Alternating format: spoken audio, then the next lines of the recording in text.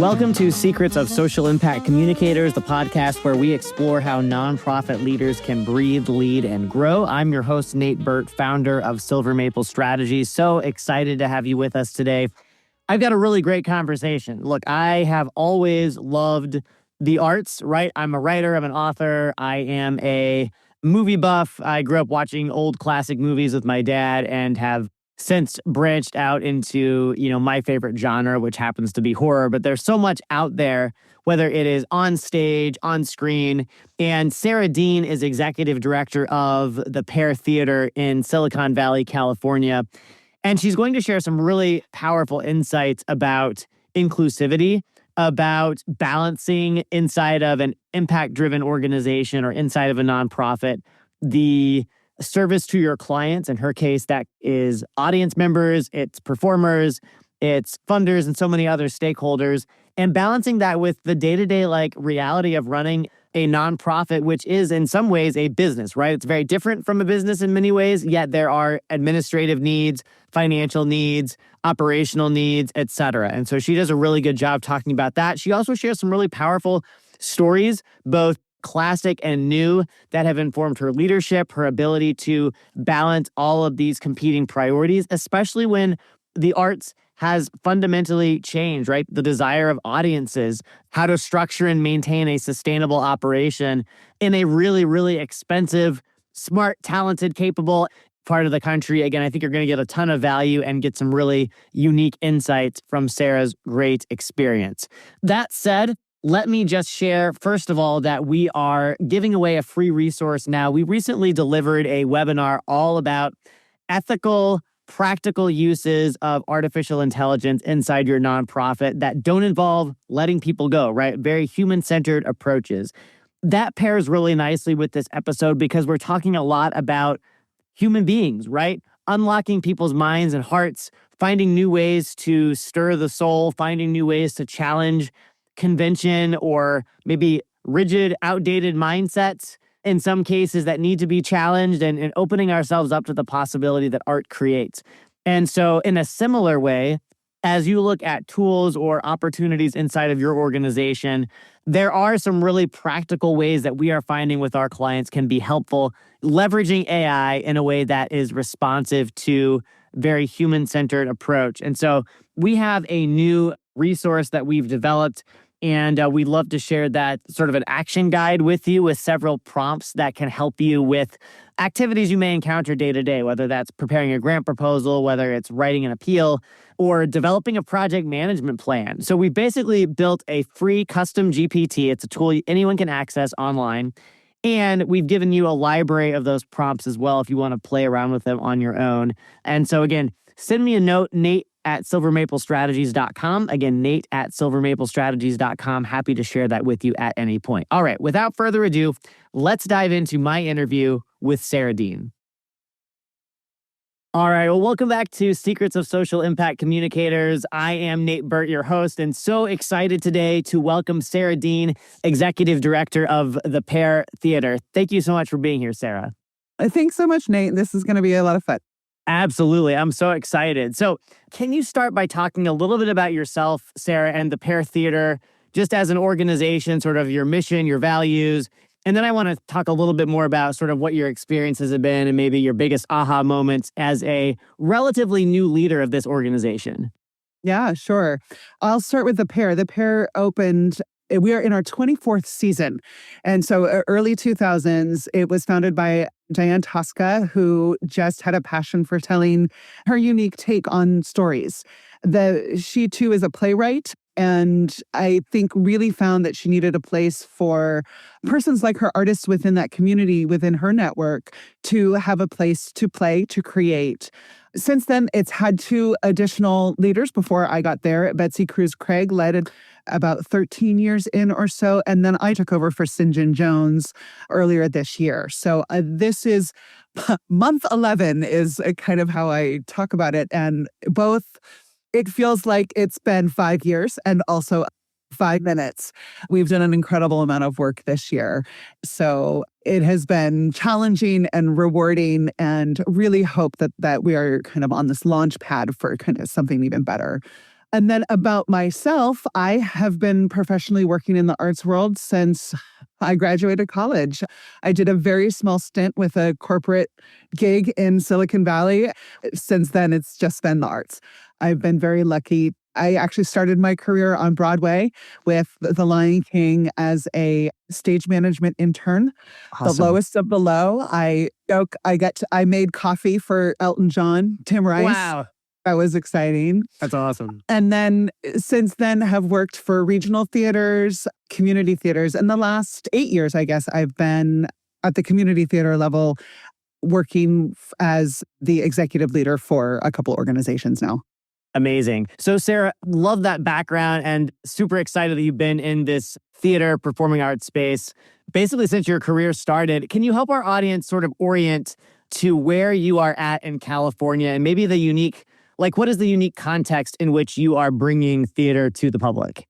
Right. So I'm in Silicon Valley and have been here I grew up in this area. I did my 5 years in New York and then came back. The Silicon Valley is both this hotbed of incredibly intelligent, brilliant minds, as well as some of the most expensive property in the world. So that conjunction, the arts often gets overlooked within this very, very tech-centric valley. There's a ton of art opportunities within the area. Museums and art centers and lots of theaters. One of the things that I always find is so interesting with the arts in this area is how many of our tech workers are using the arts for their creative release and creative outlet.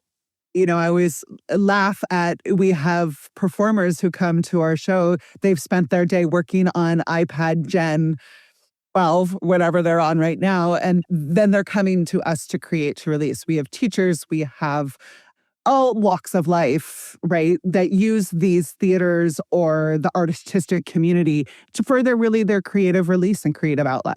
That's amazing. So Sara, you mentioned that you've gotten a ton accomplished in providing that great creative outlet for your audiences. You've done a lot in the last 11 months. What have been the biggest 2 or 3 aha moments or takeaways, things that have really impressed you about being in the role that you're serving at this organization? Oh, that's a good question. And I think it's a trap that a lot of artistic communities kind of fall into. And the Pear was not one. Artists at their core would love to give everything away and say, just come watch our show, admire our painting. Here, take my painting. We just want the community to be inspired and awed and engaged by whatever art we're out there creating. The challenge is that, unfortunately, there is a business side to the arts. Sure. And as much as we want to be able to fuel the passion and not charge ticket prices, or everybody just wants to come and play and create in our space, the cost of doing business, particularly in the Silicon Valley, is exceptionally challenging. So I think one of the biggest ahas, if you will, was coming into the Pear and realizing what financial situation that they were in, which was an incredibly challenging financial situation. Now, having said that, the Pear is not unique in that way. Arts organizations I call the Pear the smallest of the small. We have an annual budget of about $300,000, up to the big heavy hitters like Oregon Shakespeare Festival, or just in our local World Theater Works. All of these organizations are running into the same challenges. Particularly, it has been ramping up for probably the last 20 years, but it hit the speed dial, of course, when the pandemic hit. Sure. The cost of doing business, the cost of goods keeps increasing, which means more expense, more cost. If the cost of plywood rises, right, we have to spend more money for that. Our artistic community is, particularly in the Silicon Valley, are leaving. We have seen a massive amount of people depart. And the artistic community is incredibly skilled, particularly the technical side of things. Not everybody can come in and program the light board. And that is a skill that is kind of decreasing. So no matter where we are in the size of your organization, right, these are kind of common challenges. Then you've got the audience factor.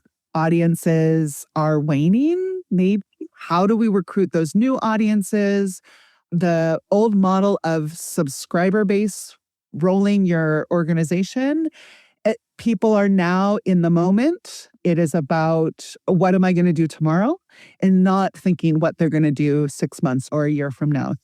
All of these things add up, of course, as well as to what your ticket price is. Yeah. So all of these kind of roll into one big, giant challenge for most organizations. Yeah, absolutely. So, okay, that's really helpful context. Thank you for walking us through sort of those key, pain points, like big problems to solve, right? And obviously you're working hard and your team is working hard on that.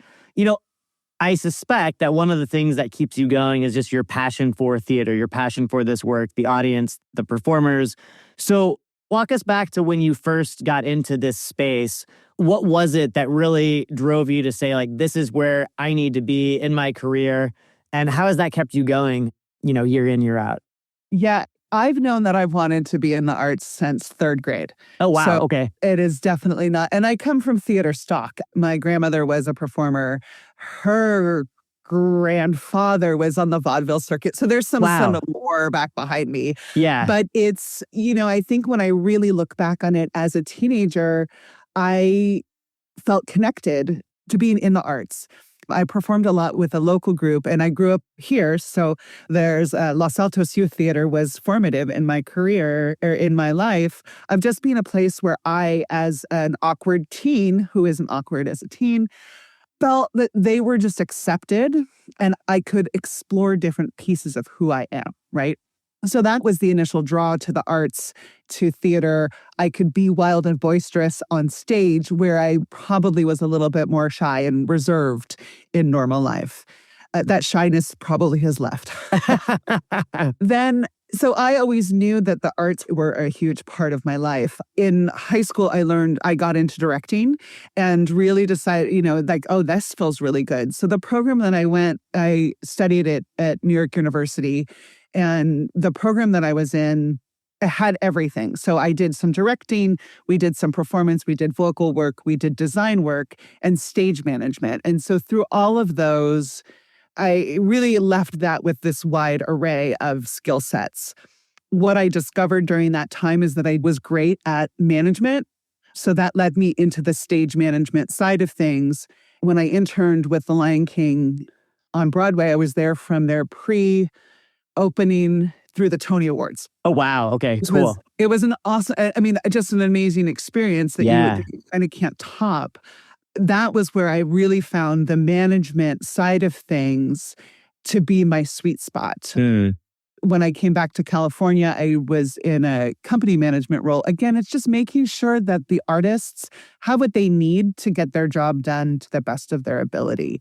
Now, I call myself a producer, right? I make sure that everybody's hired, that there's enough money, that the vision of the director, of the staff can come to fruition. And it's being the artistic director of an organization, it's this sweet spot between supporting the artists on one hand, and again, their vision and making sure that they've had a wonderful experience, but then welcoming that audience once they come through the doors. So it's kind of this, I love being the link between our audiences and our artists. Yeah, that's so cool, Sarah. And I love the idea of you being the producer and serving in that role and being the link. That's amazing. I feel like you fast forward to today, you mentioned the balance between the business side of running a nonprofit and the artistic performance audience performer side of things. And for a lot of nonprofit or social impact leaders in our audience, they may not be in performing arts, but they're sort of feeling a similar tension between business sustainability and serving the clients they really care about. What have you learned about how to effectively balance those two sides of the organization? As much as we want the programs to succeed, the hardest lesson, I think, especially for those that are artistically inclined or led with passion or led with their heart, I think that's what's the similarities, is understanding, being able to do that cost analysis, right? Of this program might fuel our hearts so much. However, if it causes the organization to fold, probably not a good idea. Right, right. And how do you balance that? I think one of the biggest challenges that social impact or nonprofits, organizations, especially the leaders have, is all of the hats that they wear is helping support. And from my own experience, my former organization, I wore all of the hats, and just this complete stretch of beyond capacity of doing HR, as well as emptying the trash cans after opening night and running the catering, but also hiring the director and mapping the projection. I mean, it's just this kind of job scope creep, if you will. I don't think that I said that really eloquently, but that our capacity as leaders at some point just gets so expanded, and it's done at a personal cost. And so I think one of our challenges, and that's very universal, is how do we bring that in? How do we rein that in to not debilitate ourselves as leaders? Yeah, great observation. And yeah, it is such a challenge, whether you're in a nonprofit or a for-profit, trying to limit scope creep, right? Leverage the financial resources. If you have a team, like delegation is a big deal. But again, at the end of the day, somebody has to empty the trash can. Someone has to hire the director. And so oftentimes that person is you, right? In a lean but mighty organization. So I really appreciate your vulnerability there in the reality check. That's very familiar to anyone who's listening. You know, Sarah, in a similar vein, let's talk about your mission at the Pear Theatre, which I imagine could be very expansive as well, right? You're really, if I understand correctly, and please push back, like maybe challenging some conventions or some norms through storytelling, through theater productions. And so the question that I have is really, what are you most passionate about addressing in terms of systemic or cultural challenges in your theater productions? And how do you stay focused on that mission and balancing that with, obviously, there's an entertainment aspect here as well, right? Engaging those increasingly fractionated audiences. It is a delicate balance. There's been a massive push coming out of Black Lives Matter and into the pandemic about representation on stage and making sure that you're making conscious and aware choices in the casting, in the staffing, in the board assignments. I mean, all of these things have an impact. So, and part of the reason that I'm at the Pear is that is a key foundation of their culture, and have made wonderful strides in making sure or ensuring that representation on the stage there is as inclusive and welcoming as possible. Personally, where I look at that is in what we do.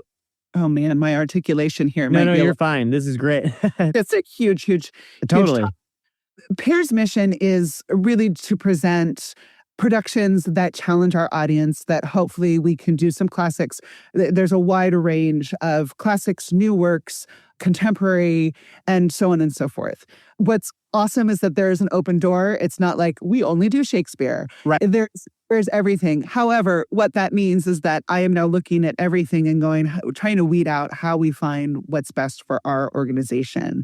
I very much feel passionately that if we do something that is a classic work, how are we reinventing that classic work with a modern lens? What are the issues that are addressed in this piece, and how are we going to change that?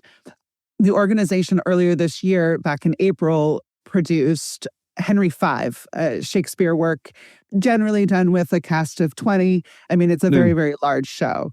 The organization had a director, Kevin Hammond, who narrowed it down to 5 performers, and then cast a fabulous performer, Jennifer LeBlanc, as Henry.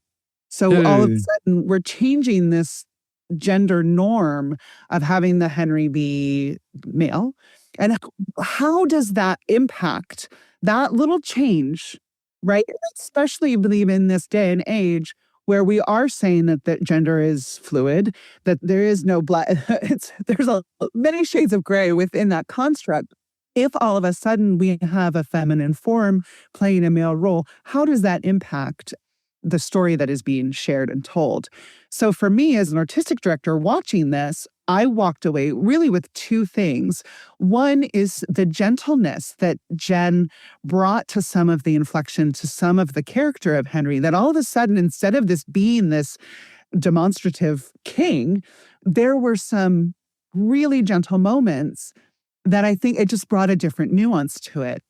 The other image that for me was or what I wanted to share with our audiences is young women seeing a feminine form playing a king. Like, amazing. We don't see carrying that sword, being badass. And and especially in those classical works, right? Women can be all sorts. However, they are often demure The big and players, yeah. yeah, and withdrawn and gentle. So seeing that, I think, was, in my opinion, just really kind of impactful. Yeah, that's so interesting. Thank you for sharing that very specific example of walking us through how she was able to bring that character to new heights, new nuance, challenge the audience's perspectives. I love that. Yeah. How has, from your time on Broadway to your work in Silicon Valley, you've obviously worn all sorts of different hats, seen all sorts of different productions and how different theater companies or nonprofits are run. How have those different perspectives shaped you as a leader and a storyteller? There's everything that I've been through, of course, informs who we are. I started with Disney and Lion King, which of course is the height of professionalism. The way that everybody showed up to rehearsals in the organization that was at that level is not something that a community theater can really replicate. Right. How do we continue to bring that? And it's the same thing. My formative years as company manager was with American Musical Theater of San Jose, an organization dear to my heart. They have since folded. They succumbed to the recession of 2008. But again, it was this community of artists, and that was very local to San Jose. They brought in performers from New York, but the core performers were all local from within the Bay Area. And that community that surrounded that organization just taught me so much about what respect is and how to treat each other and listen and uplift and know that we're all working for the same goal. Yeah. So that organization really helped formulate the expectations, right, that I bring to each of my different organizations. Yeah, absolutely. I love that experience. I regret to hear that they are not with us any longer, and the legacy of that work lives on, right?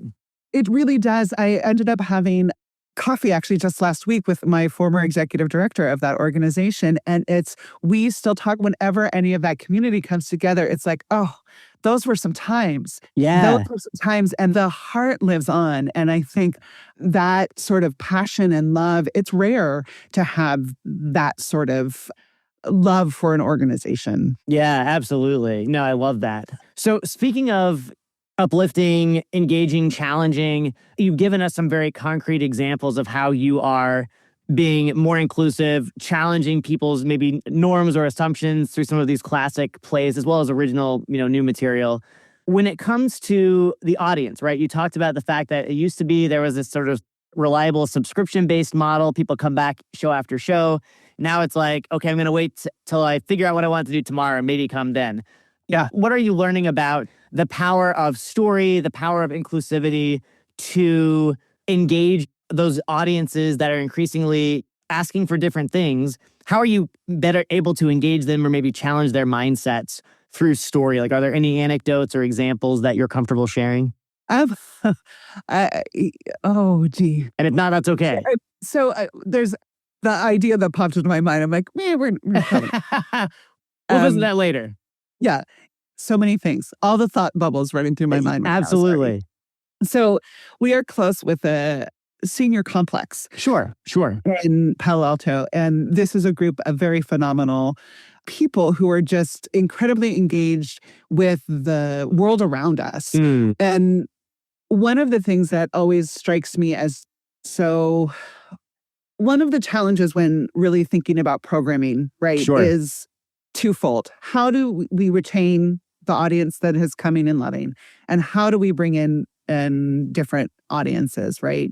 One of the items that Pear does is a talkback after every Sunday matinee. I don't know how this came to be, but it is part of what we do. And most organizations will have one night that there's one talkback. And majority of times when this happens, it's kind of painful. How do you memorize the lines? And boy, there's not a lot of depth. What my mind simply exploded when I did start hosting these talkbacks with the pair. And all of a sudden, these questions are incredibly in depth and done with thought and insight, right, that we had not seen before. Yeah. This past summer, we'd performed the piece Constellations by Nick Payne. And this is a very meta, if you will, show where the story is not linear, right? There's not a start, middle, and end. It keeps going back, or it goes off in a different way. And it is like stars, right? The point of the show is that we're getting all of these little glimpses into a couple's life, and any of these could have happened if there were multi-universes. Oh, interesting. So it's deep. And coming out of that, the questions that the audiences really had to engage with the performers was just mind-blowing. And I just remember coming out of these like, holy cow, really not wanting these conversations to end. At some point, we do have to, wrap things up. Send everybody home. Right. I think that's one of the very interesting things that Pear's been able to accomplish is this bringing in of the audience into our space. We have what's called a black box. It is, as the name implies, a true black box. For our space, we're able to switch the audience into 5 different configurations, 5 or 6 different configurations. And our size of our audience ranges from 60 people to 90. What that makes is that you are part of the action.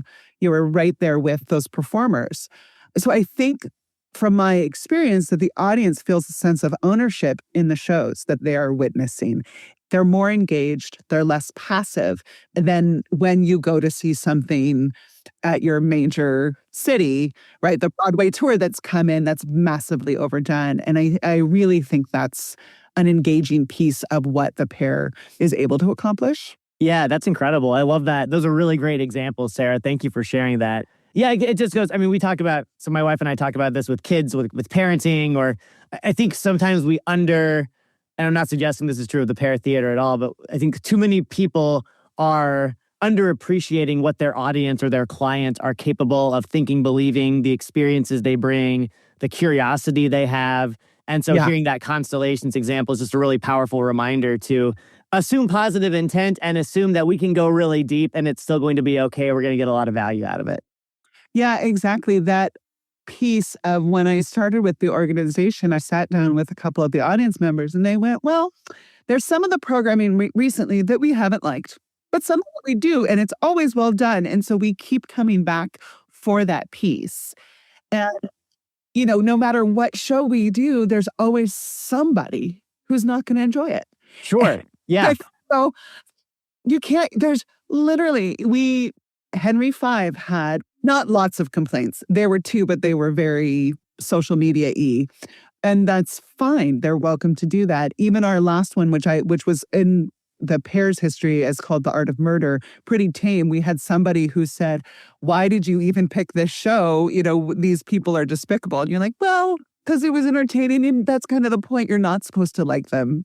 Murder's in the title. And you everybody's going to connect in with something. So that's where that challenge is in programming, is a range of drawing people in, challenging the narrative, not just spoon feeding them something that they've seen 50 times before. Right.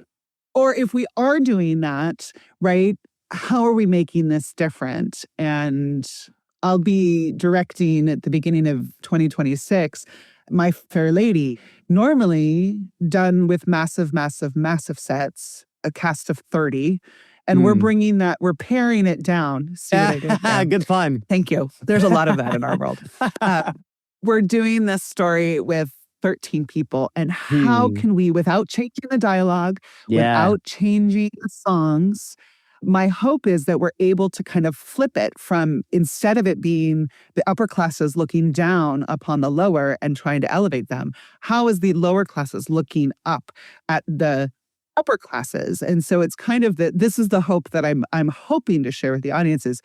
It is going to be incredibly different from anything that they've seen before. Yeah, I love that inversion. That's so, I can't wait to hear how it goes and what you're able to accomplish, the audience reaction. That's really exciting. You make a really good point about the naysayers, and that's going to happen in any nonprofit, any for-profit for that matter, with so many stakeholders, whether it's funders, donors, artists, audience members. How do you balance the needs of those stakeholders? And what is your metric to say, hey, we're doing a good job with each of these, or hey, this area needs work? Like, are there signals that you look for, or yeah, just curious how you handle that? Yeah, it's the metrics that the organization historically has haven't been tracked. So, first of all, one of the first things I did was create a ticketing spreadsheet of like, what have the ticket sales been? How many seats were there? How much of Yeah. these? What was it 7 days prior? What was it? And what are all those are the metrics that I'm now tracking. And at the end of the day, for us, it's a lot of talking Yeah. and a lot of asking and really being open to having a way that anybody can give feedback easily. We currently have a survey out that's general overall, but we'll swap that to something that's just, hey, let us know Mhm. how we did. And we want to hear from you. My favorite was, or one of my favorites was, I had two women come up to me during one of the productions. We were just about to start ticketing the next season, or this current season that we're in. So this was back in May or June. And they came up and they went, Sarah, you have all of these Sunday matinees, but we really want a Saturday matinee. And it was like, oh, well, there's really no reason why we can't do that. And it wasn't instantly like, yeah, sure. Let me think about that. Let me talk with our other staff members to make sure that we think that that's okay. Again, it's taking that information. I dropped a Thursday show, generally a light night, moved it to a Saturday matinee. We just did our first one. What we saw was the ticket sales were about the same. I feel like there were a little less to have two shows on a Saturday, a matinee and an evening. We might have diffused one of those audiences a little bit, but who knows? Yeah, I love that. Well, I love that you're experimenting. And I also love that you said, thanks for the feedback. Let's think about it. Let's think through the logistics and the pros and cons. I love that you're reducing friction, and you're also holding on to that strategic thinking piece, which is like, okay, as a nonprofit that needs to deliver great work and pay the bills and make sure our team, our staff, our performers are satisfied. Like, where is the Venn diagram of those things? Am I hearing that right? Yeah. And learning each time, each show is a way to learn a little bit more. One of the biggest changes that we've done is going from a 4-week run. So our shows would open and they would run for 4 weeks into a 3-week run. Okay. At 4 weeks, our audience is just, there was a lot of empty seats. And so you go, it's extra expenses, extra effort, it's extra capacity. Yeah. By doing these 4, what happened? If we sell 3 weeks, are we still going to sell the same amount of seats? Or is that going to be a difference? And generally, again, we only have one data point to go off of now. We've just done our first show with this 3-week end model, but we hit our ticket sale goal. Great. Congrats. Yeah, I know. Yay. So it's experimenting with some of those pieces is kind of the best thing that we can do. Yeah, and having that benchmark, those data points to be able to benchmark how are we doing. That's really, really smart. I love that. Yeah. What is one question about inclusive theater leadership that more people need to be asking and maybe aren't? How do we do better? I mean, I think everybody's asking that. Actually, I say that, and I think there's a lot of people that are backing off the gas of how do we do better. They're going, you know what? We're looking at the landscape of the world right now. Politically, people maybe don't care about this anymore. And for me personally, I'm very much of how do we show representation better? How do I recruit better? How do I get the word out better? Yeah, not a deep conversation. It's what everybody should be asking. How can we be better? Sure. No, that's a great question. Thank you for that, Sarah. What is one thing you do to stay sane? Obviously, your days are very different, I imagine, one day to the next. You're staying very busy. How do you maintain like your calm, strategic focus, whether it's at the theater or outside of it? I have many tools. One of the biggest lessons I have learned the biggest lesson most recently is really patience and taking a moment. Post-pandemic, the organization I was with really just drained me for many different reasons. And I had gotten to a point where everything was causing me mental stress.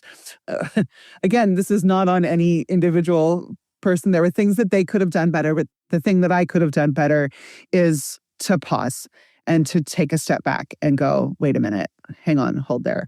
So that pause, that breath has helped in so many different ways when I get agitated or stressed out or, oh my God, this isn't going the way that I want it to. Wait a minute, let's take a step back. So that in the day-to-day, I think is the best. I've picked up a meditation habit, which is Love it. Well, really yes, it helpful. really is. I do the same. And it helps both with mental clarity as well as this calming presence. And then kind of the third thing, I teach dance fitness. I've done it for 16 years. It is my best stress release because I literally cannot do anything except teach that class when I'm there for that hour. And bless these people. I've been doing this for 16 years. I teach it 3 times a week and have a very, very wonderful, dedicated group of people who join me. That's amazing. I love that. Everything from the dance fitness to taking a pause. Yeah, those are amazing. Meditation, all awesome resources. Thank you for sharing that, Sara. This is the question you and I, before we started hitting record, we said, this is a tricky one, right? Because there are so many stories and probably performances and music that's impacted your life. If you had to pick one or even a couple, like, are there specific things, stories that have impacted your creativity, your ability as a storyteller, either recently or even in the past?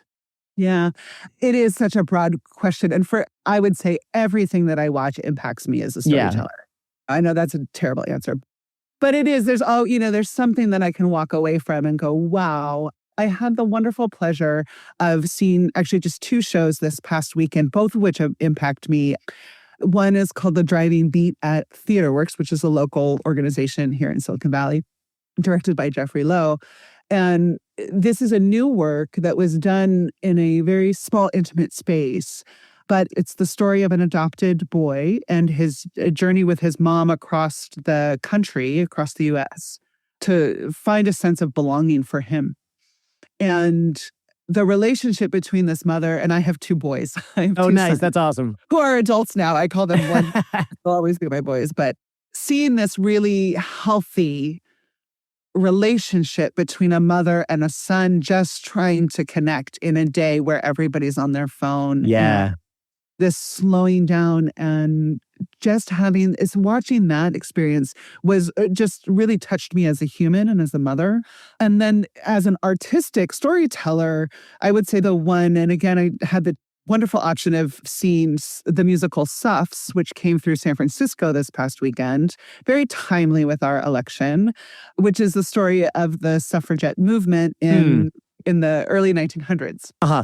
And that is told by an all-female cast, again, touching back to this gender fluid casting and being able to be open-minded about the body that you are seeing on stage. That particular show, it helps me really, again, step back and pause and really examine the storytelling around that and how those little changes, having a female playing, in this case, Woodrow Wilson, what did that do? How did that change things when that character is not the kindest of humans? And I think that is something that I do want to continue to explore as an artist. What happens when we take something that's very, very traditional and always done this way? And what happens if ... right? What happens if it is a female body playing a male role? What happens if it's a male playing a female role? Generally when that happens, when it's a male playing a female role, you think of like the Ugly Stepsisters. It's a way to be funny. And I don't think that serves, right? Women aren't necessarily, just because they're ugly, they're not to be made fun of. I mean, that's just kind of Absolutely. Anyway, it's something that I kind of consider and mull over in my brain. It gets challenging with musicals when the timbre of the voices are so vastly different. That's interesting. Yeah, thank you for sharing. That's really insightful. And I look forward to researching both of those shows, they sound really, as a father of 3 boys and a daughter, that sounds really, really compelling. And I'm sure my wife would appreciate it too. So thank you for that. Yeah, it's a new work. So I'm hoping that it really kind of soars. Gets broader. Yeah, broader reach. That's awesome. Sara, 2 final questions for you. You've been so thoughtful and generous with your insights and answers today. When people look back on your life and contributions, what do you hope they say about you? That I helped them feel seen, that I led with an open heart. For many, many years, I used to tell people that everybody that came in and did a show that I managed, they came and they sat in my heart, then they had a forever place in my heart. And that's true. And there's people that have filtered away, but they're always met with fondness or love, even if there were conflict. Yeah. It's interesting thinking of legacy.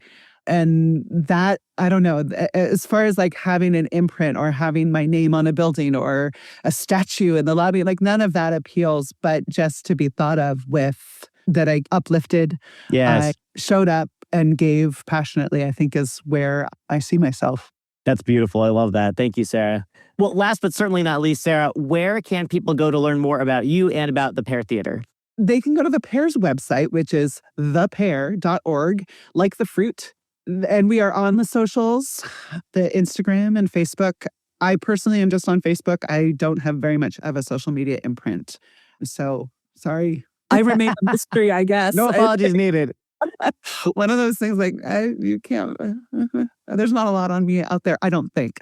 Totally. That's okay. Well, Sara, it is such a pleasure. Sara Dean is Executive Director of the Pear Theatre. Sara, thank you so much for spending time with us today. I really appreciate it. No problem, Nate. Thank you. My pleasure. Well, that is going to be a wrap on our conversation with Sara today. I want to give Sara a huge thanks for that powerful, vulnerable conversation. I loved Sara's insights into the stories that have shaped her life and her work. And I also loved her reality check of, look, this is a lot, right? We're handling a lot. Circumstances, life, culture, politics changes all of the time. And the way that she approaches everything she does, I think, is very intentional. And I think that is really inspiring to me, and I hope to you as well. Again, a quick call to action. If you haven't already sent me a note and requested that AI resource guide, please do. I'm happy to share that along with the custom GPT. It's free of charge. This is just a tool to help you maybe get over the starting block with some of those activities that you have day-to-day inside of your nonprofit. Until next time, I'm Nate Burt. Thank you so much for listening. Please rate and review the show wherever you get your favorite podcasts, and I'll see you back here next time. Remember, social impact work is soul work. Lead like you live. Take care, everyone. Bye-bye.